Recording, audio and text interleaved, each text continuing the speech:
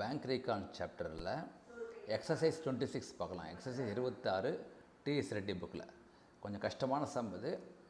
Step by step நான் explain பண்ணுறேன். Prepare bank recon statement as on March சொல்லிட்டு from the following particulars after finding out adjusted cash balance as per cash book அப்படிங்கிறாங்க. After finding out adjusted balance as per cash book.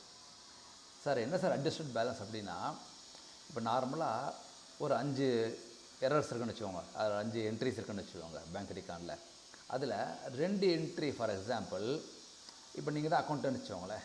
அப்போ சொல்லியிருக்கலாம், உங்கள் பாஸ்ட்டை நீங்கள் சொல்வீங்க, sir கொஞ்சம் wait பண்ணுங்கள் sir, இந்த என்ட்ரி நான் போட்டு உங்கள்கிட்ட கொடுத்துட்றேன், ஏன்னா இது என்ட்ரி தெரியும் எனக்கு அப்படிம்பீங்க. கரெக்டாக? அப்போ அந்த மாதிரி கேஷ் புக்கில் உங்களால் என்ட்ரி போட முடியும், ஓகே. ஆனால் நீங்கள் என்ட்ரி போடலை. It can be any possibility. இப்போ 2-3 சொல்கிறேன், நீங்கள் டோட்டலிங் மிஸ்டேக் பண்ணிட்டீங்க, ஓகே. அதனால் பேங்க் ரீகான் டேலியால், ஓகே. அப்போ என்ன சொல்வீங்க உங்கள் பாஸ்ட்டை, சார் நான் கேஷ் புக்கை நான் கரெக்ட் பண்ணி கொடுத்துட்றேன் அப்படின்னீங்க, ஓகே. ஒன்று.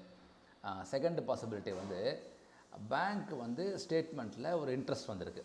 It can be debit or credit. அதாவது நீங்கள் பாரோ பண்ண அமௌண்ட்டுக்கு இன்ட்ரெஸ்ட் டெபிட்டாகவும் இருக்கலாம், உங்கள் ஃபிக்ஸட் டெபாசிட்டுக்கு இன்ட்ரெஸ்ட் இன்கமாகவும் இருக்கலாம். அப்போ என்ன சொல்லுவீங்க, அது கன்ஃபார்ம்டு என்ட்ரி. கரெக்டாக? அப்போது அதேமாதிரி உங்கள் பாஸ்ட்டை, சார் கொஞ்சம் வெயிட் பண்ணுங்கள், நான் கேஷ் புக்கில் என்ட்ரி போட்டு கொடுத்துட்றேன். அப்போ பேங்க் ரீகான் டேலியே பிரச்சனையே வராது, டேலி ஆகிடும்.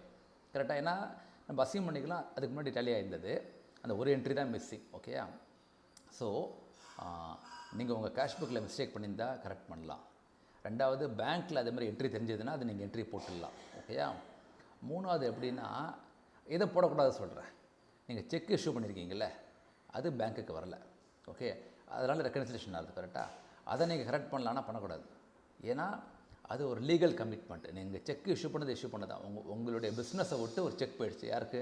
உங்கள் சப்ளையருக்கோ யாருக்கோ போயிருக்கு, ஓகே. அதை நீங்கள் மாற்றவே கூடாது. ஏன்னா அது வந்து லீகல் கமிட்மெண்ட். அவர் இன்றைக்கி இல்லைனாலும் அடுத்த வாரம் கூட அந்த செக்கை போடலாம் அவருடைய பேங்க் அக்கௌண்ட்டில், ஓகேயா. அதை டச் பண்ணக்கூடாது.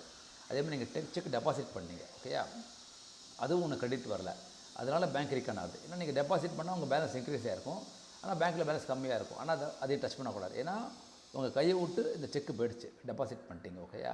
அப்போ அதை மாற்றக்கூடாது. ஸோ செக் இஷ்யூ மாற்றக்கூடாது, செக் டெபாசிட் பண்ணதை மாற்றக்கூடாது, ஓகேயா. ஒன்றே நான் சொல்கிறேன், இது கொஞ்சம் ட்ரிக்கி. நீங்கள் செக் டெபாசிட் பண்ணீங்க, ஓகேயா.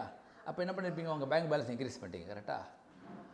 அந்த ரீகான் போது உங்களுக்கு பேங்க்லேருந்து மெசேஜ் வருது, அந்த செக்கு வந்து பாஸ் ஆகலை, அதாவது டிஸானர் அப்படிம்பாங்க. டிஸானர்னால் அந்த யார் கஸ்டமர் கொடுத்தாங்களோ அந்த செக்கு வந்து பேலன்ஸ் இல்லை, ஏதோ ஒரு ரீசன்னால டிஸானர் ஆகிடுச்சு. அப்போ பேங்க் ரீகானில் வரும். ஏன்னா உங்கள் பிரகாரம் பேலன்ஸ் ஏற்றிட்டீங்க, ஓகே, பேங்க்கில் பேலன்ஸ் கம்மியாக இருக்குது.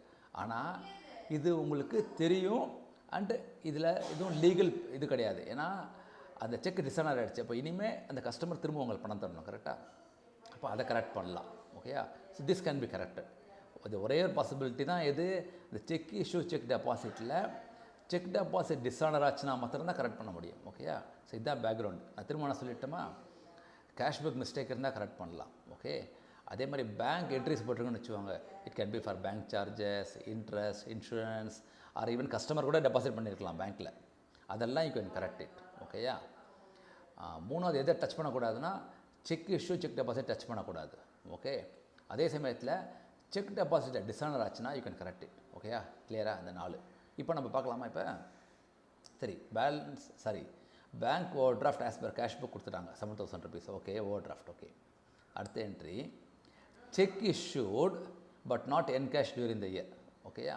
இப்போ செக் இஷ்யூ பண்ணி என்ன இருக்கும், உங்களுடைய ஓவர் டிராஃப்ட் இன்க்ரீஸ் ஆகிருக்கும். இதுதான் ஓவர் டிராஃப்ட் வச்சுக்கோங்க, இன்க்ரீஸ் ஆகிடுச்சு. ஆனால் பேங்க்கில் ஒன்றும் வரல. அப்போ ஓவர் டிராஃப்ட்டை குறைச்சிடணும். நீங்கள் செக் இஷ்யூ பண்ணதுனால ஓவர் டிராஃப்ட் இன்க்ரீஸ் ஆகிருக்கு, பேங்க்குக்கு தெரியாது, அப்போ லெஸ் பண்ணிடணும், ஓகேயா. Clear. Cheque deposited but not credited by the bank. So deposit பண்ணும்போது அவங்க ஓடி குறைச்சிருப்பீங்க, கரெக்டாக. ஏன்னா ஓவர் டிராஃப்ட் ஆரம்பிக்கும் போது செக் டெபாசிட் பண்ணால் ஓவர் குறைச்சிருப்பீங்க, ஆனால் ஒன்றும் பேங்க்குக்கு தெரியாது அது. அப்போ அதை ரிவர்ஸ் பண்ணிடணும், ஆட் பேக் பண்ணிடணும், ஓகேயா. கிளியர். மூணாவது, பேங்க் சார்ஜஸ் நாட் ரெக்கார்டட் இந்த கேஷ் புக். இப்போ இது பேங்க் ரீகானில் வருமா? அது வராது, கரெக்ட், வராது. ஏன்னா அதை அட்ஜஸ்ட்மெண்ட் பண்ணிடலாம், ஓகேயா. அப்போ அட்ஜஸ்ட்மெண்ட் எப்படி பண்ணுவீங்க? Bank charges is what? It is an expenditure R debit entry. அப்போ ஓவர் டிராஃப்ட் இன்க்ரீஸ் ஆகும். ஏன்னா உங்களுடைய ஏற்கனவே நீங்கள் பணம் தரணும் பேங்க்குக்கு, இப்போ பேங்க் சார்ஜஸ் இன்க்ரீஸ் ஆகும். அப்போ நீங்கள் இன்க்ரீஸ் பண்ணிடலாம். அதை இதில் ரீகானில் இல்லை, கேஷ் புக்கில், ஓகேயா. அடுத்தது, check deposited as per bank statement not entered இந்த கேஷ் புக். ஓகேயா? ஸோ இதுதான் நான் சொன்னது. இந்த ரெண்டாவது, அதாவது பேங்க்கில் டைரக்ட் என்ட்ரி வந்திருக்கு. ஓகே, அப்போ செக் டெபாசிட் பண்ணான்னு வச்சுக்கோங்க பேங்க்கில், அப்போ உங்கள் ஓவர் டிராஃப்ட் குறைஞ்சிருக்கும் பேங்க்கில். அப்போ நீங்கள் இதை லெஸ் பண்ணிடலாம் இங்கே கேஷ் புக்கில். இதில் அட்ஜஸ்ட்மெண்ட்டில். ஓகேயா? அட்ஜஸ்ட்மெண்ட் கேஷ் புக்கில். ஏன்னா இது வந்து அட்ஜஸ்ட்மெண்ட் என்ட்ரிஸில் வருது. Interest charge by the bank recorded twice in the cash book. Interest charge by the bank. Okay. So charge பண்ணியிருக்கு, அது ரெண்டுத்துலேயும் போட்டாச்சு, நோ ப்ராப்ளம். ஆனால் கேஷ் புக்கில் எக்ஸ்ட்ரா போட்டிங்க. இப்போ எக்ஸ்ட்ரா போட்டால் ஓவர் டிராஃப்ட் இன்க்ரீஸ் ஆகிருக்கும். கரெக்டாக? ஏன்னா நீங்கள் முதல்ல இப்படி இருந்தது, ஓவர் டிராஃப்ட்டில் இன்ட்ரெஸ்ட் போட்டோடனே 2 பேரும் என்ட்ரி போட்டிங்க.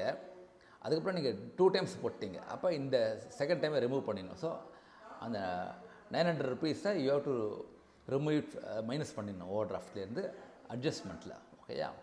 அடுத்தது, கிளப் டியூஸ் ஆஃப் மிஸ்டர் ராகுல் Dravid paid by bank as per standing instruction. Okay, standing instruction என்னென்னா, இப்போ இன்சூரன்ஸ் ப்ரீமியம் இருக்கும்.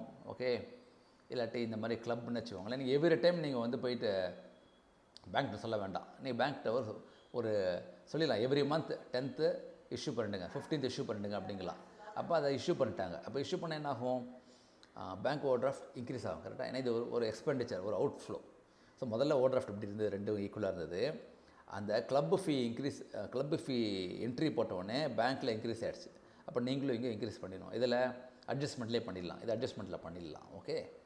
அடுத்தது, செக்ஸ் இஷ்யூட் பை ராகுல் டிராவிட் டிஸ்ஆனர்டு. இதான் சொன்ன மூணாவது. நான் இந்த முதல்ல என்ன சொன்னேன்னா, நம்ம கேஷ் புக் எரரை நம்ம கரெக்ட் பண்ணிக்கலாம், அதே மாதிரி பேங்க் போட்ட என்ட்ரிஸை நம்ம அட்ஜஸ்ட் பண்ணிக்கலாம். ஓகே, செக் இஷ்யூ, செக் டெபாசிட்டை கை வைக்கக்கூடாது. ஆனால் செக் இஷ்யூவில் டிஸ்ஆனர் ஆச்சுன்னா கேஷ் புக்கை கரெக்ட் பண்ணலாம். ஓகேயா? அப்போ செக் இஷ்யூட் பை ராகுல் டிராவிட் டிஸ்ஆனர்ட். ஓகேயா? அப்போ நீங்கள் செக் இஷ்யூ பண்ணிங்கன்னா உங்களுடைய ஓடி இன்க்ரீஸ் ஆகிருக்கும். கரெக்டாக? ஆனால் டிஸ்ஆனர் ஆகிடுச்சு. அப்போ அதை மைனஸ் பண்ணிடணும். ஓகே, அதை மைனஸ் பண்ணிடணும் அட்ஜஸ்ட்மெண்ட்டில். ஓகேயா? ஸோ இந்த சம்மை நான் வந்து இதில் போட்டிருக்கேன், இன்ஸ்டாவில் போட்டிருக்கேன் ஆன்சரோட. ஓகேயா? நான் முடிஞ்சால் நான் யூடியூப்லேயும் போஸ்ட் பண்ணிடுறேன். பட் இதான் அதனுடைய பேக்ரவுண்ட். Okay, thank you.